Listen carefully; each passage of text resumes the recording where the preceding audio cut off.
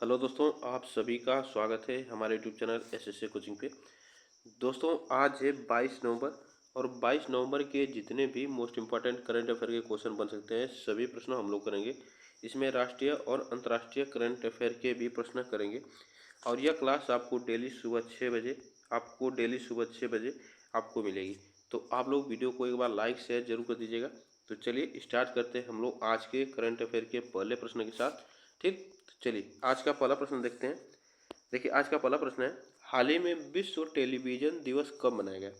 तो हाल ही में विश्व टेलीविजन दिवस कब मनाया गया है यह आपको बताना है। तो याद रखिएगा, यह 21 नवंबर को विश्व टेलीविजन दिवस मनाया गया है। यह इसके बारे में थोड़ा सा जान लेते हैं।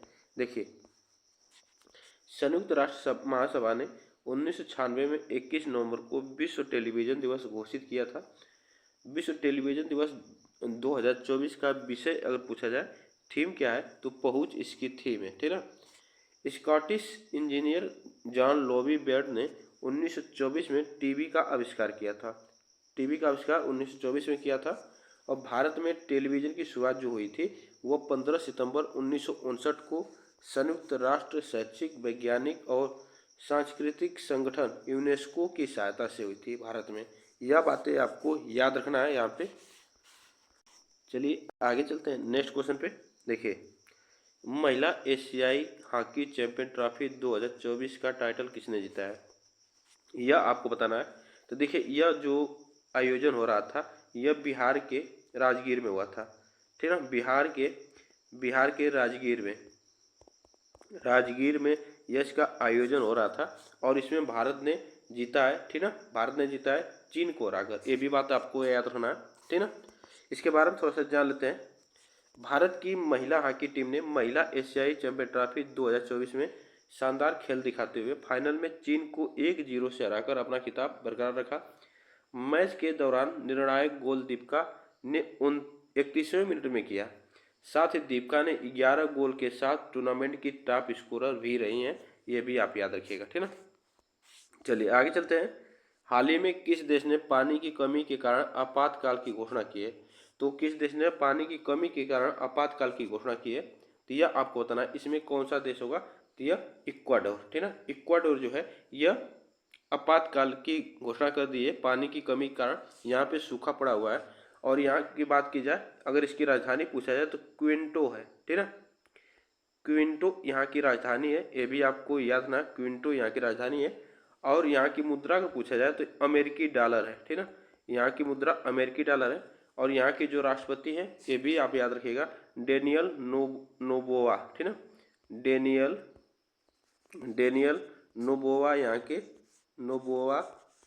के राष्ट्रपति हैं। ये भी आप याद रखिएगा। इसमें जो ऑप्शन से होगा, ये ऑप्शन यहाँ पे से होगा।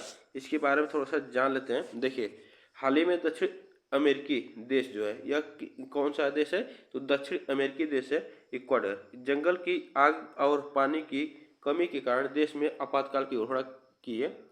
पर्यावरण मंत्रालय द्वारा अनुमोदित आपातकाल की स्थिति 60 दिनों तक रहेगी। इक्वाडोर 6 दशकों से सबसे भयंकर सूखे का सामना कर रहा है। तो यह बातें आपको याद रखना है। ठीक ना, यह 6 दशकों से सूखे का सामना कर रहा है इक्वाडोर। यह भी आप याद रखिएगा। चलिए आगे चलते हैं। देखिए, सेसी ने SECI ने ग्रीन हाइड्रोजन पहल को बढ़ावा देने के लिए किस संगठन के साथ MOU पर हस्ताक्षर किया है, तो यह आपको बताना है। यह किस के साथ हस्ताक्षर किया है, तो H2 ग्लोबल के साथ, H2 ग्लोबल के साथ यह हस्ताक्षर किया गया है। इसके बारे में थोड़ा सा जान लेते हैं। देखिए, इसका नाम है भारतीय सौर ऊर्जा निगम।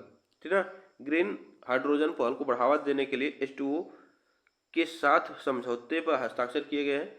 और SECI के निदेशक सौर संजय शर्मा और H2 ग्लोबल के कार्यकारी निदेशक जो हैं सुजाना मोरेरा ने समझौते पर हस्ताक्षर किया। तो यह आपको इतनी बातें याद रखना है। ठीक है ना, चलिए आगे चलते हैं नेक्स्ट क्वेश्चन पे। देखिए, नेक्स्ट क्वेश्चन है, एडीबी ने हाल ही में वित्तीय क्षेत्र में सुधार के लिए किस देश को ऋण की मंजूरी दी है? तो सुधार के लिए किस देश को ऋण की मंजूरी दी है? तो एशियाई डेवलपमेंट बैंक ने यह किस देश को ऋण की मंजूरी दी है? तो यह श्रीलंका को की है। ठीक है, श्रीलंका को यह ऋण की मंजूरी दी है, इसके बारे में थोड़ा सा जान लेते हैं। एशियाई विकास बैंक जो है हाल ही में श्रीलंका को वित्तीय क्षेत्र में सुधार के लिए $200 मिलियन के नीति आधारित ऋण को मंजूरी दे दी है। यह ऋण जो है एडीबी के वित्तीय क्षेत्र स्थिरता और सुधार कार्यक्रम के तहत दिया गया है। बता दें कि एडीबी की स्थापना अगर पूछा जाए तो 1966 में की गई है और इसका मुख्यालय अगर पूछा जाए तो मनीला फिलीपींस में है। कहाँ पे? मनीला फिलीपींस में इसका मुख्यालय है। ठीक ना, आगे चलते हैं। हाल ही में पीएम मोदी को किस देश के सर्वोच्च सम्मान से सम्मानित किया गया? तो आपको बताना है किस देश के सर्वोच्च सम्मान से सम्मानित किया गया है, तो यह आपको बताना है। इसमें कौन सा ऑप्शन यहाँ पे से होगा, तो यह याद रखिएगा डोमिनिका। ठीक ना, डोमिनिका। इसके बारे में थोड़ा सा, इसकी अगर राजधानी पूछा जाए तो इसकी राजधानी रोसेयू इसकी राजधानी है डोमिनिका की। यह प्रश्न पूछा जा सकता है। इसके बारे में थोड़ा सा जान लेते हैं। देखिए, डोमिनिका की जो राष्ट्रपति हैं वह सिल्वी बर्टन है। ठीक ना, हाल ही में पीएम मोदी को कोविड-19 महामारी के दौरान डोमिनिका की मदद के लिए देश के सर्वोच्च सम्मान डोमिनिका अवार्ड ऑनर से सम्मानित किया गया है। तो यह आपको याद रखना है कौन सा सम्मान है, तो डोमिनिका अवार्ड ऑफ ऑनर से सम्मानित किया गया है। यह सम्मान गयाना के जॉर्ज टाउन में दूसरे भारत कैरिकॉम शिखर सम्मेलन के दौरान दिया गया है। अगर बात की जाए गुआना की बात की जाए, यहाँ पे ये भी सम्मान दिया गया है। तो गुआना अपने सर्वश्रेष्ठ राष्ट्रीय सम्मान जो है द ऑर्डर ऑफ एक्सीलेंस से सम्मानित किया है। किसे? पीएम मोदी को। ये भी आप याद रखिएगा।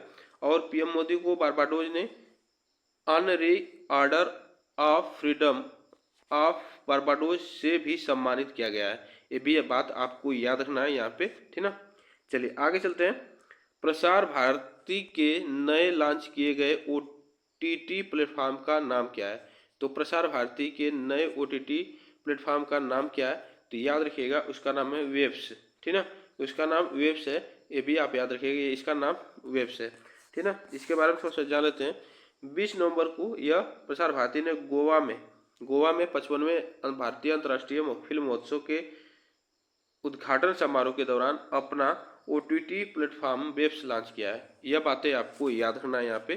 ठीक ना, इसके बारे में आगे चलते हैं। अब नेक्स्ट क्वेश्चन पे देखिए, प्रतिरोधी संक्रमणों के लिए भारत में लॉन्च किए गए पहले स्वदेशी एंटीबायोटिक का नाम क्या है? तो स्वदेशी एंटीबायोटिक का आपको नाम बताना है। इसका नाम क्या है? तो याद रखिएगा नेफ्रिथोमाइसिन इसका नाम है।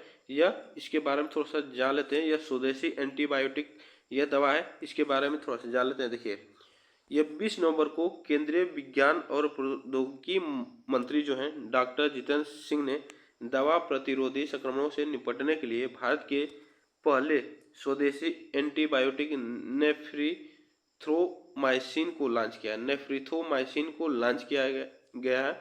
अगर बात की जाए एंटीबायोटिक नेफ्रिथ्रोमाइसिन को जैव प्रौद्योगिकी विभाग की इकाई biotechnology industry research assistant council के सहयोग से विकसित किया गया है। यह बातें आपको याद रखना, इसके सहयोग से इसको लॉन्च किया गया है।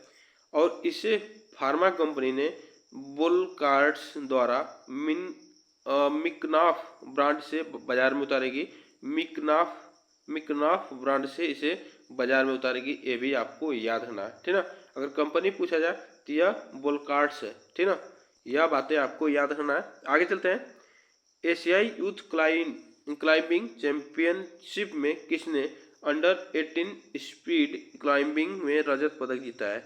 तो यह आपको बताना है इसमें कौन रजत पदक जीता है। तो याद रखिएगा जोगा पूर्ति ने यह इसमें रजत पदक जीता है। इसके बारे में आपको याद रखना है। ठीक है, चलिए 19वां G20 शिखर सम्मेलन कहाँ संपन्न हुआ है? ठीक ना, यह G20 सम्मेलन था। यह पूछा जा सकता है कि कौन से नंबर का था, तो यह याद रखिएगा, यह बताइएगा 19वां नंबर का था। और यह कहाँ पे हुआ था? तो यह रियो डी जेनेरियो। ठीक ना, रियो डी जेनेरियो यह ब्राज़ील देश में हुआ है। ठीक ना, ब्राज़ील देश में इसको आयोजित किया गया। इसमें आप इसको याद रखिएगा। और इसके बारे में थोड़ा सा देखिए, global alliance against hunger and poverty जो यह शामिल है, G20 में ही शामिल है। इसको भी आप याद रखिएगा। ठीक ना, आगे चलते हैं। न्यायमूर्ति कृष्ण कुमार हाल ही में किस उच्च न्यायालय का मुख्य न्यायाधीश नियुक्त किया गया? तो न्यायमूर्ति डी कृष्ण कुमार को हाल ही में उच्च न्यायालय का मुख्य न्यायाधीश नियुक्त किया गया है। तो वह किस राज्य का उच्च न्यायालय? तो आपको बताना है इसमें, याद रखिएगा ये मणिपुर उच्च न्यायालय के न्यायाधीश नियुक्त किए गए हैं। ठीक है, इसके बारे में थोड़ा सा जान लेते हैं। देखिए, मद्रास उच्च न्यायालय में मुख्य न्यायाधीश के बाद न्यायमूर्ति डी कृष्ण कुमार सबसे वरिष्ठ न्यायाधीश है। ठीक है, सबसे वरिष्ठ न्यायाधीश है। मणिपुर उच्च न्यायालय के वर्तमान मुख्य न्यायाधीश न्यायमूर्ति सिद्धार्थ मृदुल ने 62 वर्ष की आयु प्राप्त करने पर 21 नवंबर को पद मुक्त हो गए। तो यह आपको याद रखना है, जो सिद्धार्थ मृदुल थे यह 62 वर्ष की आयु में इनका क्या हो गया, वो रिटायरमेंट हो गया। ये भी आप याद रखिएगा। ठीक ना, चलिए आगे चलते हैं। सैयद मुश्ताक अली ट्रॉफी के लिए उत्तर प्रदेश टीम का कप्तान किसे नियुक्त किया गया? तो याद रखिएगा, उत्तर प्रदेश का कप्तान सैयद मुश्ताक अली ट्रॉफी के लिए भुवनेश्वर कुमार को नियुक्त किया गया है। यह बातें आपको याद रखना है। अगर केरल की पूछा जाए तो केरल याद रखिएगा, केरल का संजू सैमसन है। ठीक ना, संजू सैमसन, ये भी आपको याद रखना है। ठीक ना, सैमसन, यह संजू सैमसन यहाँ के केरल के कप्तान बने हैं। तो आज के लिए बस हम लोग इतना ही प्रश्न करेंगे। आप लोग बताइएगा यह प्रश्न कैसे लगे। अब वीडियो को एक बार लाइक शेयर जरूर कर दीजिएगा, चैनल को सब्सक्राइब कर लीजिएगा, जिससे कि आपको डेली का करंट अफेयर सुबह 6 बजे यहाँ पे मिलती रहेगी। ठीक है ना, तब तक के लिए थैंक यू सो मच आप सभी को।